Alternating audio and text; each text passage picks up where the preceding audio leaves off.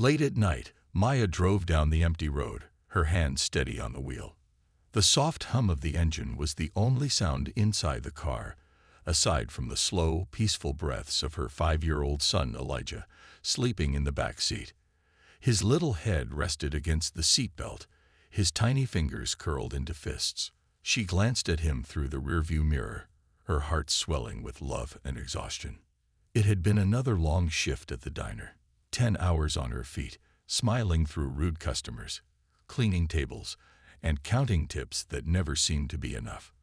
But at least they were going home. A warm bed, a few hours of sleep before the routine started all over again. Then the flashing lights appeared. Red and blue, dancing in the darkness. A sharp, piercing siren cut through the silence before fading, signaling her to pull over. Maya felt her stomach drop. Not again. She exhaled slowly, forcing her hands to stay steady as she guided the car to the side of the road. She knew how this would go. She had been stopped before, too many times for reasons that were never clear. Sometimes it was a random check. Other times it was suspicious activity. Tonight, she wasn't in the mood for another excuse. The lights behind her cast long shadows, stretching across the road. The car doors opened, and the crunch of boots against gravel sent a cold shiver down her spine. 2 officers approached, their hands resting near their holsters. Their expressions were unreadable, but their body language was tense.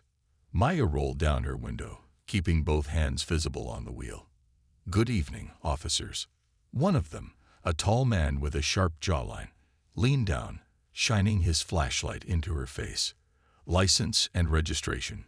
His tone was flat, uninterested. She nodded, moving slowly. "It's in my glove compartment. I'm reaching for it now." The second officer, stockier with narrowed eyes, took a step closer. His fingers twitched near his holster.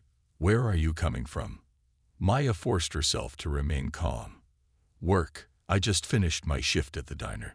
The first officer glanced at Elijah, who stirred slightly in his sleep but didn't wake. "And this your vehicle?" She swallowed. "Yes, it is."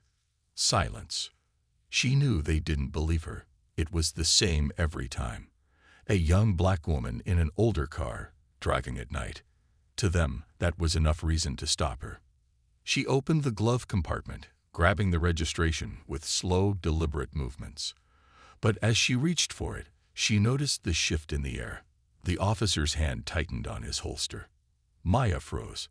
Her heartbeat pounded in her ears. Not in front of Elijah.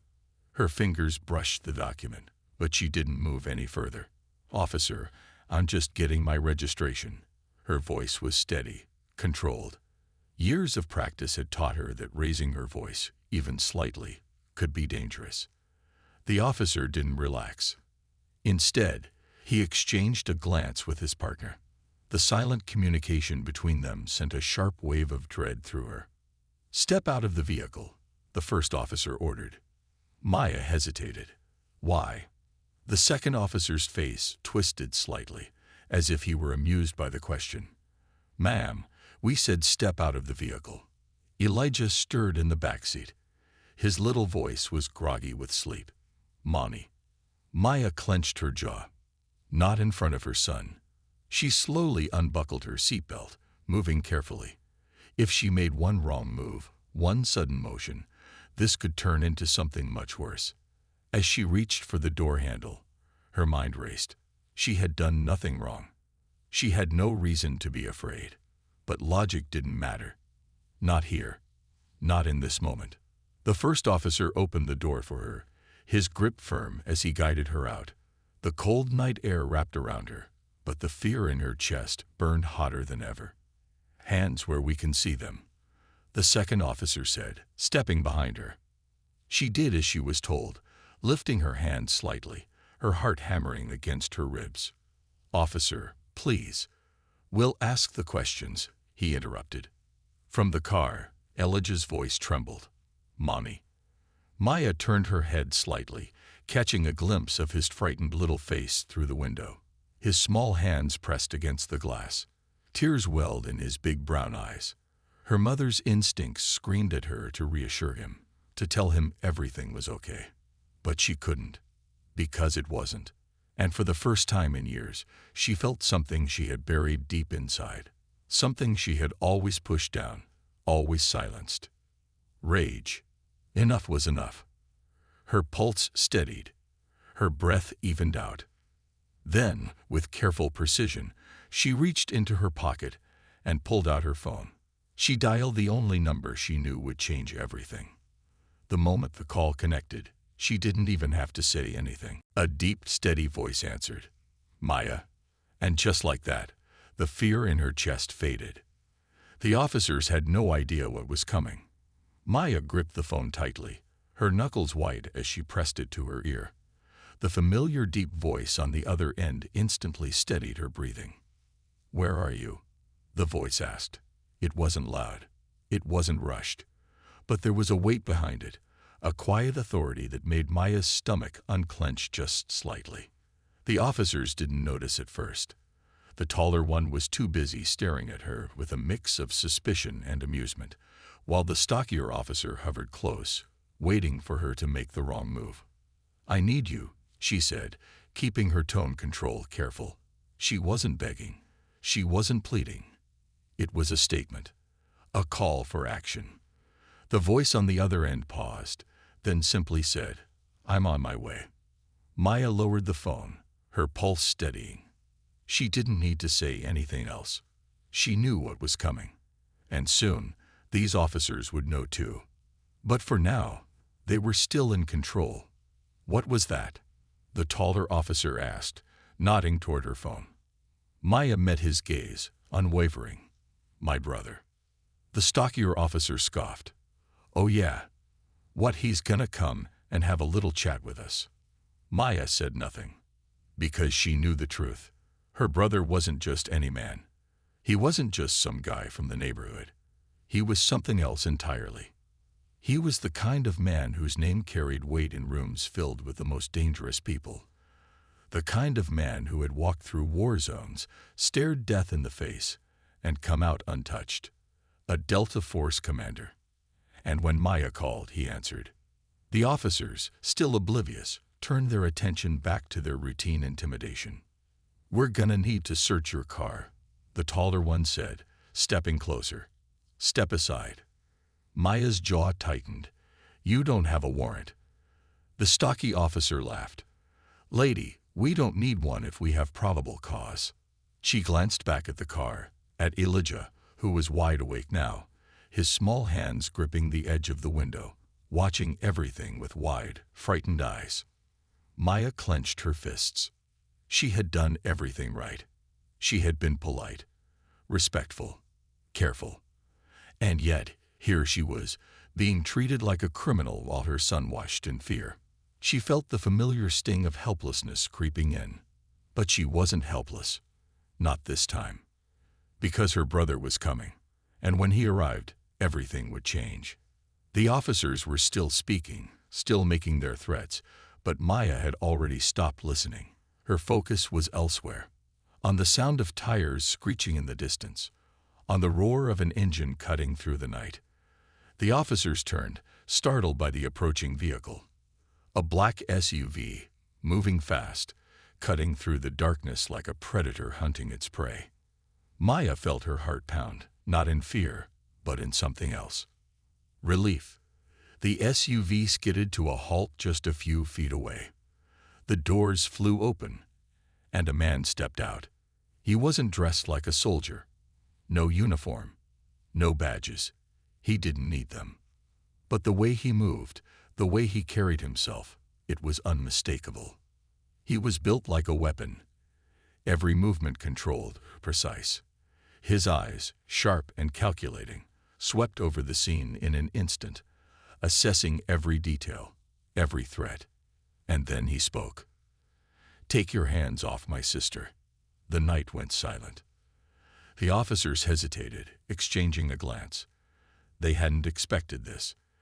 They had no idea who they were dealing with. And they were about to find out. The air around them changed. It was no longer just another routine stop. No longer a power trip for two officers who thought they could push someone around without consequence.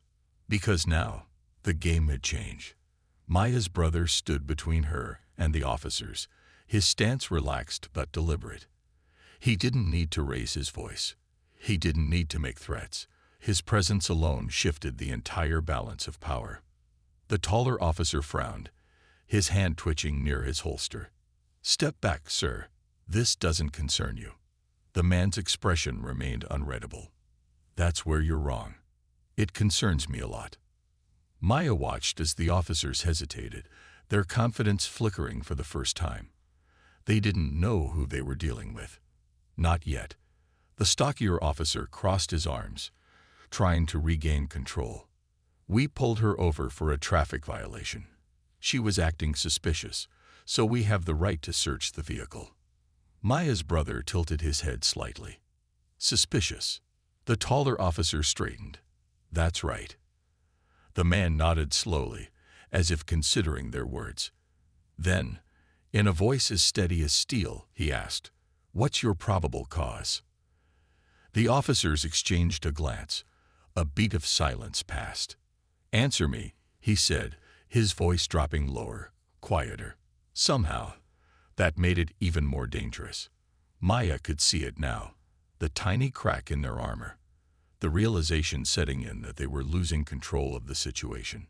The taller officer cleared his throat. "We don't have to explain ourselves to you. Sir, if you don't leave, we will have to detain you." Maya's brother took a slow step forward, not aggressive, not reckless, but enough to make both officers shift uncomfortably.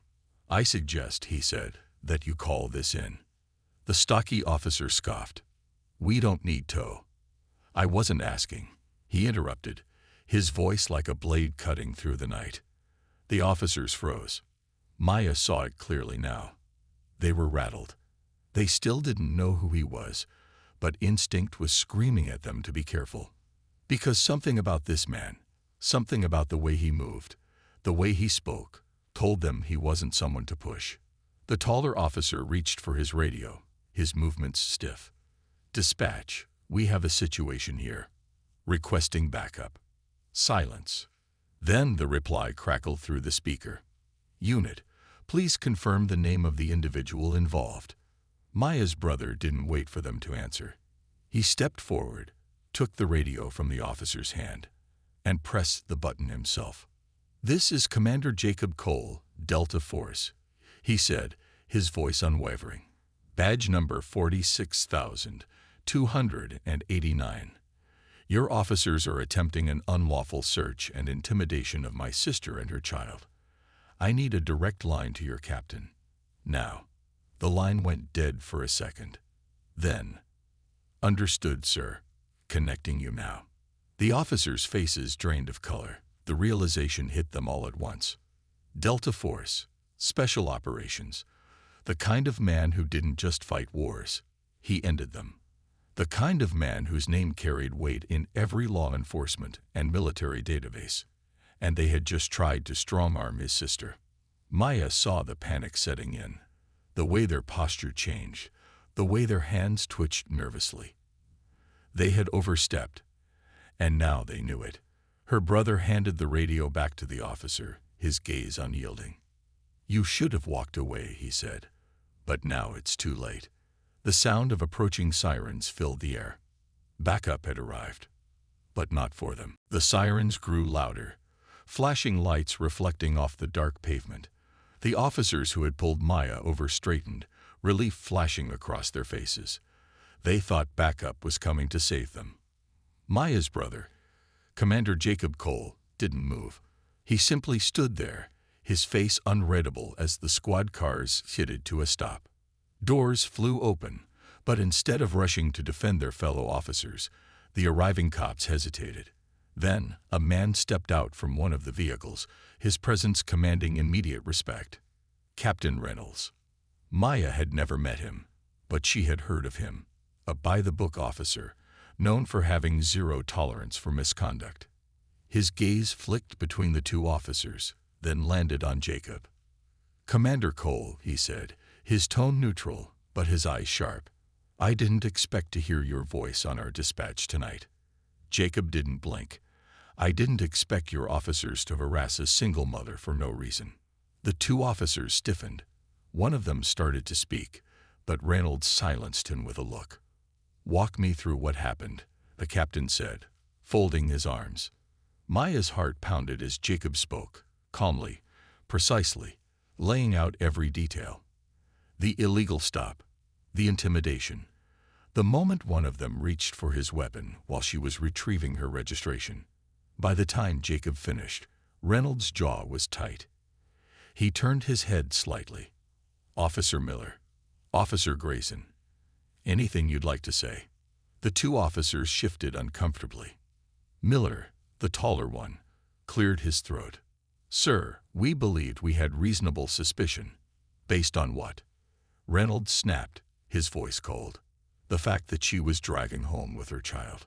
The fact that she was polite and followed all your instructions. Miller swallowed hard. She was acting. Enough. Reynolds cut him off. You reached for your weapon while a mother grabbed her registration. Do you know how that looks? Do you realize what could have happened? Neither officer answered. Maya clutched Elijah protectively. This was the first time she had seen officers being held accountable in real time. Reynolds exhaled sharply, pinching the bridge of his nose. Turn in your badges and weapons. Grayson's head snapped up. Sir. Now, Reynolds said, his voice brooking no argument. Miller hesitated but eventually unclipped his badge, setting it on the hood of the police cruiser. Grayson followed. Slower, his face pale. Maya released a breath she hadn't realized she was holding. Jacob watched the entire exchange with quiet intensity. Then he turned to Reynolds. This ends here. Reynolds met his gaze. It does. A few more officers stepped forward, taking Miller and Grayson aside. Neither resisted, but their faces were red with anger and humiliation. Reynolds turned back to Maya. Miss Cole, I deeply apologize for what happened tonight. If you'd like to file an official complaint, I'll personally make sure it's handled. Maya hesitated. She had spent years believing that no one would ever hold people like these officers accountable, that she would always be dismissed, unheard. But tonight was different. She glanced at Jacob, her brother, the man who had never let anyone push her around, who had shown up when she needed him most. She nodded. Yes, I'd like to file a report. Reynolds gave a firm nod. Then let's get you inside. As they turned toward the precinct, Maya reached down, gently squeezing Elijah's hand. Come on, baby, she whispered. It's over. Elijah blinked sleepily, his voice groggy but sure. You're safe now, Mommy. She smiled. For the first time in a long time, she truly believed it. Inside the police station, the air felt colder, heavier. The fluorescent lights buzzed faintly overhead as Maya held Elijah close, walking beside Jacob and Captain Reynolds. Officers turned their heads as they passed, whispers rippling through the room. Some looked confused. Others avoided eye contact entirely. Jacob was unreadable, his face like carved stone. But Maya could feel the quiet storm beneath his calm. He had seen too much in his years serving his country. He had watched men crumble under pressure, had witnessed the worst humanity had to offer. Yet tonight, he had used his presence, not violence, to demand justice. A young officer led them into a small room with a desk and a stack of complaint forms. You can write out your statement here, Reynolds said, his voice steady. Take your time. And if you need anything clarified, I'll be right outside. Maya sat down, her hand slightly trembling as she picked up the pen. She glanced at Jacob, who gave a small nod. You can do this. She exhaled, steadying herself, then began writing. Every detail, every second. She would not let them twist this into something it wasn't. Elijah yawned and leaned against Jacob, his small head resting against his uncle's arm. Jacob barely reacted, only adjusting slightly so the boy could get comfortable. The sight made Maya's chest tighten. She wasn't alone in this. As she continued writing, the door opened, and another figure stepped in. A woman, dressed in a sharp navy blue suit, her expression unreadable. "Miss Cole," she said smoothly, "I'm ADA Harper. Captain Reynolds briefed me on the situation, and I'd like to personally ensure this case is handled correctly." Maya blinked. "An assistant district attorney." Harper placed a file on the desk. "The body cam footage has already been pulled from the officers involved. I reviewed it. It's damning." Maya tightened her grip on the pen. "And?" Harper's lips pressed into a firm line. "We're not just talking about suspension. Given the recklessness of their actions, and the fact that Officer Miller reached for his weapon without just cause, there are grounds for criminal charges." Maya's pulse quickened. "Criminal charges." Jacob's voice was low, firm. "And you'll push for them?" Harper met his gaze. "I will." A slow breath left Maya's lips. This was real. For the first time, someone in power wasn't dismissing her, wasn't making excuses. Justice was actually within reach. She placed the pen down, staring at the statement she had written. It wasn't just words on a page, it was proof. Proof that she had been right to stand her ground. Proof that her voice mattered. Jacob leaned in slightly, his voice quieter now. "This won't undo what happened, Maya, but it will make sure they don't do it to someone else." She nodded slowly. Elijah stirred, rubbing his eyes. "Can we go home now, Mommy?" Maya looked at him, then at Jacob. Her brother had fought battles all over the world. Tonight, he had fought one for her. She reached out, running a hand over Elijah's soft curls. "Yes, baby," she said softly. "We're going home." As they left the station, stepping into the crisp night air, Maya felt something she hadn't in a long time. Hope. Maya sat at her small kitchen table, staring at the steaming cup of tea in front of her. The house was quiet. Too quiet. Elijah was asleep in his room, his soft breathing the only sound in the apartment. But Maya couldn't rest. Not yet. The events of the night played over in her mind, the flashing lights, the sharp voices, the fear that had gripped her when Officer Miller's hand moved toward his weapon.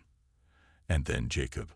Her brother had walked into that police station like an unstoppable force, a man who knew the weight of power and how to command it without ever raising his voice. She wrapped her hands around the warm ceramic of the mug, grounding herself in the heat. Justice was coming. The ADA had promised that. But promises didn't erase the fear, the anger, the exhaustion that sat heavy in her chest. A knock at the door startled her. Her heart jumped, but then she heard Jacob's voice. "It's me." She unlocked the door, letting him in. He was still in the same clothes, the tension in his shoulders unchanged. He glanced around the apartment, his soldier's eyes scanning everything like he always did. Then, without a word, he pulled out a chair and sat across from her. For a long moment, neither of them spoke. Then Jacob exhaled. "Maya, I need to know you're okay." She let out a tired chuckle. "I don't even know what okay feels like right now." Jacob frowned, his fingers tapping against the table. "I should have been here sooner." Maya shook her head. "You were there when it mattered." Jacob studied her. "They won't get away with it." She believed him. If there was one thing about Jacob, it was that he never left things unfinished. Maya sighed, rubbing her temples. "Even if they get charged, that doesn't erase what happened, and it doesn't stop it from happening again to someone else." Jacob's jaw tightened. "No, but it sends a message." A message. Maya thought about that as she leaned back in her chair. Maybe that was all they could do. Make sure their voices were heard. Make sure the people who thought they could get away with this kind of abuse learned that they couldn't. Jacob reached into his jacket and pulled out a folded piece of paper. "This is the ADA's direct contact info. If you ever need anything," she said to call. Maya took it, staring at the neat handwriting. A lifeline. Jacob leaned forward, his voice softer now. "You don't have to do this alone." Maya swallowed hard. She had spent so many years carrying the weight of everything by herself. It was strange, almost foreign, to have someone else help carry the burden. She met her brother's gaze. I know. For the first time that night, the tension in Jacob's shoulders eased. He stood up, grabbing his keys. Get some rest, Maya. As he walked to the door, Maya spoke, her voice quiet but steady. Thank you, Jacob. He paused for a second, then gave a small nod before stepping into the night. Maya locked the door behind him and leaned against it, exhaling. She wasn't sure what the future would bring. But for the first time in a long time, she wasn't afraid to face it. She wasn't alone. Morning light filtered through the curtains, casting a soft glow over the living room. The night had been long, but somehow, Maya had managed a few hours of sleep. She sat on the couch with Elijah curled up beside her, his tiny fingers gripping her sleeve even in his dreams. She brushed a curl from his forehead, her heart aching at the thought of how close she had come to losing everything. A soft knock at the door made her tense. She glanced at the clock. Too early for visitors. Her pulse quickened as she approached the door, but when she looked through the peephole, she saw a familiar face. Jacob. She opened the door, and he stepped inside, closing it behind him. He was dressed differently today. No tactical jacket, no steel in his eyes. Just her brother. Maya folded her arms. What's going on? Jacob exhaled, his expression unreadable. It's over. Maya's breath caught. What do you mean? He handed her his phone. The screen showed a breaking news article. Officiers in C-O-N-2-O-V or-I-L-A-R-E-S-T PLACT on administrative leave. Under NVSTIG. On. Or MISCONTUCT. Maya's knees nearly buckled. She sat down, staring at the words as if they might disappear. They're not getting away with it, Jacob said quietly. The footage is out. The ADA made sure the right people saw it. Maya ran a hand through her hair, letting the weight of it all settle in.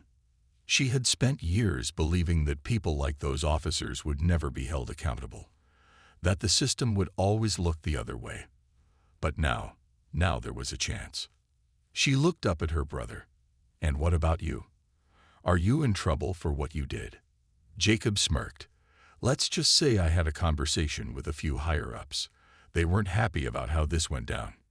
He shrugged. But they also know I wasn't wrong. Maya shook her head in disbelief.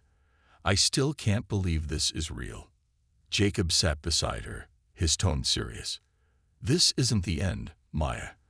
There are going to be people who try to cover this up, try to shift the blame. But you're not alone in this fight. She looked down at Elijah, still fast asleep, his small chest rising and falling peacefully. No, she wasn't alone. She had Jacob. She had the truth. And for the first time in a long time, she had hope. Maya nodded. Then we keep fighting. Jacob's lips curled into a rare smile. Damn right we do. Maya exhaled slowly, feeling the tightness in her chest loosen just a little. The battle wasn't over, but at least for now, justice had taken its first step forward. And that was enough. For now.